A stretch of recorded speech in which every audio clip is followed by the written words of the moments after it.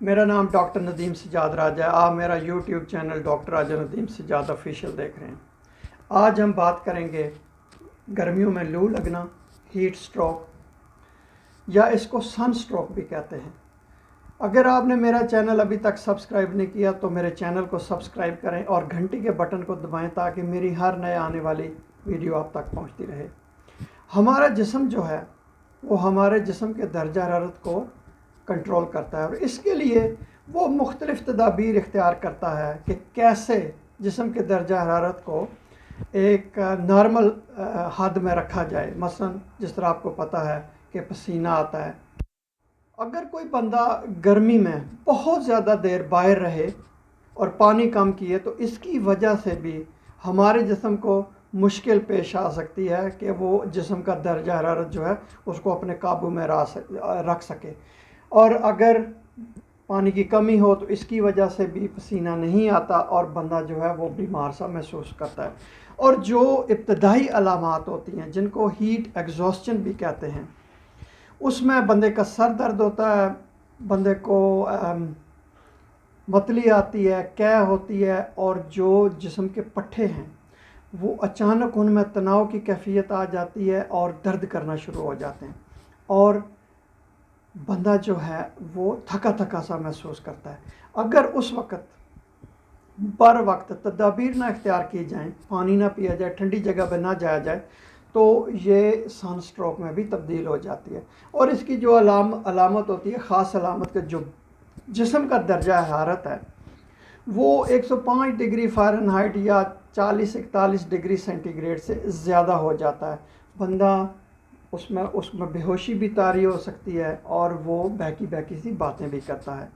इसमें होता यह है कि जो मेम्ब्रेन्स या प्रोटीन्स होती हैं हमारे जिस्म में और ख़ास तौर पर जो हमारे दिमाग में, तो वो तबाह होना शुरू हो जाती हैं और उनका जो काम करने का अमल है वो मुतासर हो सकता है। लू लगने से जिस्म के बाकी से भी बहुत ज़्यादा मुतासर होते हैं। अगर आप गर्मी के मौसम में बहुत सख्त एक्सरसाइज करें, वर्जिश करें, तो उसकी वजह से भी आपको लू लग सकती है। कुछ लोग जिस तरह बड़े बुज़ुर्ग होते हैं, उम्र के साथ साथ उनके जिस्म के सारे अज़ा चूँकि मुतासर होते हैं, उनमें भी, या बहुत ज़्यादा जो बच्चे होते हैं या कुछ लोगों में पहले से बीमारियां हो, उनको भी लू लगने का इम्कान ज़्यादा होता है।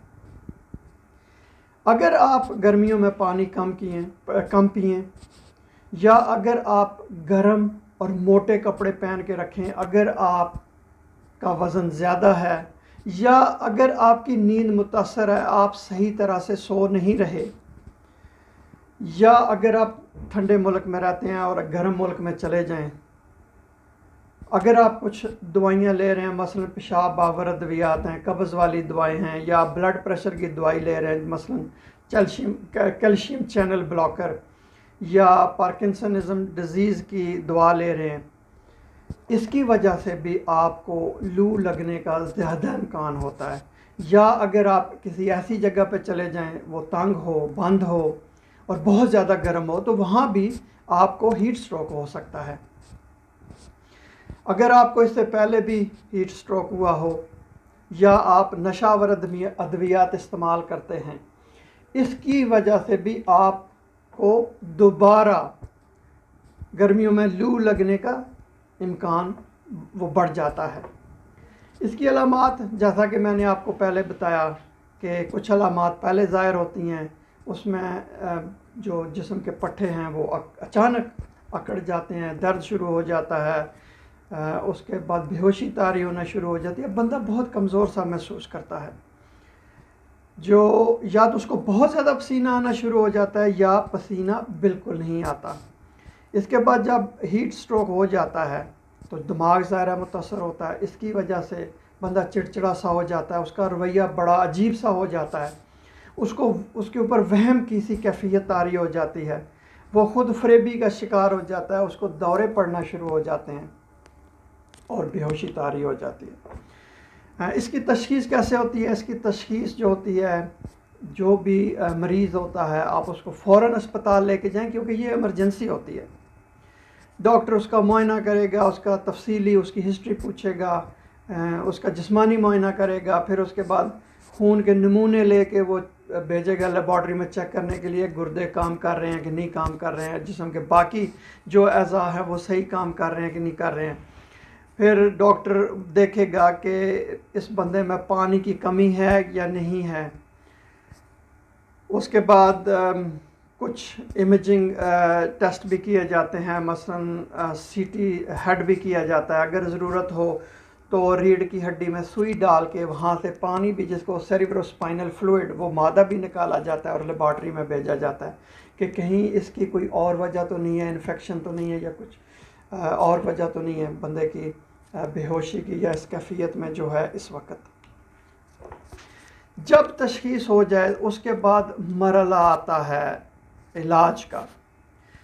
जितना जल्दी हो उतना जल्दी आप इलाज के लिए जाएं, अस्पताल जाएं, डॉक्टर के पास जाएं, किसी क्लिनिक पर जाएं, बड़े सेंटर पर जाएं, क्योंकि जितना जल्दी इलाज शुरू होगा उसके नताइज उसी हिसाब से बहुत अच्छे मिलेंगे।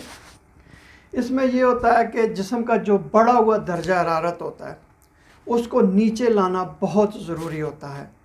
तो उसके लिए मुख्तलिफ़ तदाबीर इख्तियार की जाती हैं कि कैसे जिस्म को ठंडा किया जाए। मसलन अगर कोई बंदे ने गैर ज़रूरी गर्म मोटे कपड़े पहने हुए हैं, वो खुले नहीं हैं, तो उनको उतारा जाता है और नरम कपड़े पहनाए जाते हैं और खुले कपड़े पहनाए जाते हैं। उसके बाद उसके ऊपर ठंडे पानी से ठंडा पानी फेंका जाता है या उससे फुवार जो है ना वो फुवारा सा फेंका जाता है। उसको ठंडी हवा में लेके जाया जाता है जहाँ एयर कंडीशनर हो, जहाँ दर्जा हरारत कम हो। उसके बाद जो मरीज़ होता है उसके जिस्म के इर्द गिर्द कपड़ा लपेट दिया जाता है और उसके ऊपर ठंडा पानी डाला जाता है ताकि उसके जिस्म का दर्जा हरारत जो है नीचे आए। बर्फ़ के जिनको आइस पैक्स भी कहते हैं वो गर्दन के गिर्द और बगलों के नीचे और जिस्म के दूसरे हिस्सों में आइस पैक्स रखे जाते हैं ताकि इसकी वजह से भी जिस्म का दर्जा हरारत जो है वो कम हो।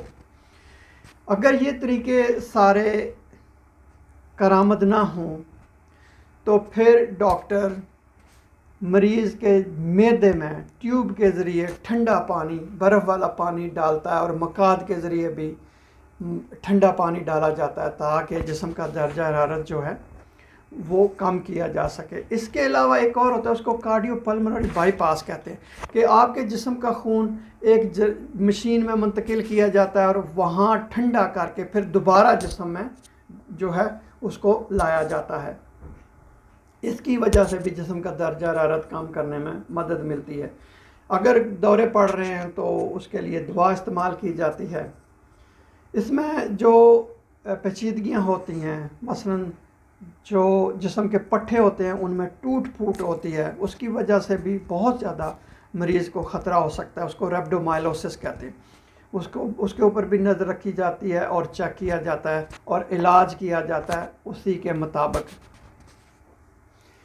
जैसा कि मैंने आपको कहा, जितना जल्दी हो मरीज़ को अस्पताल लेके जाएं ताकि उसके जो बहाली है वो बहुत जल्दी हो। अब गर्मियों के मौसम में लू लगने से, हीट स्ट्रोक से, सन स्ट्रोक से कैसे बचा जा सकता है? आप पूरा दिन मशरूबात पीते रहें, पानी पीते रहें ताकि आपके जिस्म में पानी की कमी ना हो। गर्मियों के मौसम में घरों के अंदर रहें जहाँ पर दर्जा हरारत कम है, और जब भी आप महसूस करें कि गर्मी है तो आप ठंडी जगह पर चले जाएं। बहुत हल्के कपड़े पहने, हल्के रंग के कपड़े पहने। गर्मियों में कोशिश करें कि शराब नोशी, कॉफ़ी और जो चाय है इसका कम से कम इस्तेमाल हो। और गर्मियों के मौसम में बहुत ज़्यादा एक्सरसाइज नहीं करनी चाहिए। इतनी एक्सरसाइज करनी चाहिए कि जो आपका जिस्म बर्दाश्त कर सके। बहुत शुक्रिया ये वीडियो देखने का। अगर आपके ज़हन में कोई सवाल है तो आप कमेंट के सेक्शन में लिखें, मैं उसका जवाब दूंगा। बहुत शुक्रिया।